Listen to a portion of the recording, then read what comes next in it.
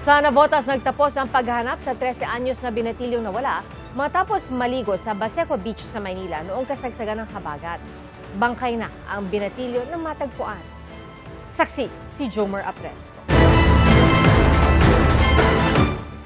Makalipas ang isang linggong paghahanap, bangkay nang natagpuan ng mga otoridad sa Navotas landfill ang 13 anyos na binatilyong nawala matapos maligo sa dagat sa bahagi ng Baseco Beach sa Maynila. August 16 nang mawala si Romel matapos siyang lumangoy sa dagat kasama ang isang kaibigan. Nakaligtas ang kaibigan pero si Romel inanod ng malalakas na alon dahil sa habagat. Ilang tauhan ng Coast Guard, BFP at Manila DRRMO ang nagtulong-tulong para hanapin si Romel pero hindi rin nila mahanap dahil sa lakas ng current hanggang sa matagpuan siyang wala ng buhay. Mel, sorry. Bata mo pa. Hindi na kita makikita sa paglaki mo. Ayon kay Roslyn, agad silang kinontak ng mga tauhan ng Manila DRRMO para ipa-verify kung siya na ba ang nawawalang si Romel. Pagtingin ko sa picture, kahit hindi ko na siya makita yung mukha niya, sabi ko, sir, positive po anak ko.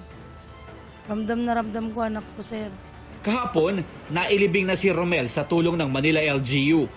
Bangkay na rin natagpuan ng 8 taong gulang na si Ran sa coastal area ng barangay Masukol sa Paumbong, Bulacan. As per reported po sa aming hotline na mayroon nga daw pong lumulutang na bata at ang sabi din po ng concerned citizen natin na hanggat maaari ay mapuntahan na agad dahil malakas po ang alon po dun sa area. Magtatatlong araw nang nakakaraan nang tangayin si Ran ng malakas na agos ng tubig sa Bagbag River sa Kalumpit, Bulacan.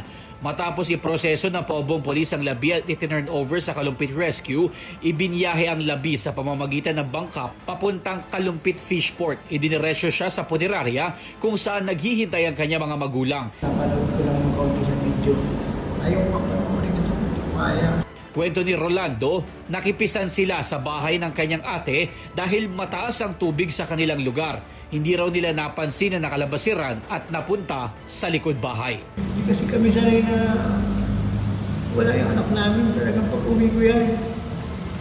Kapakalambing niyang bata na yan. Ako si Jomer Apresto ang inyong saksi.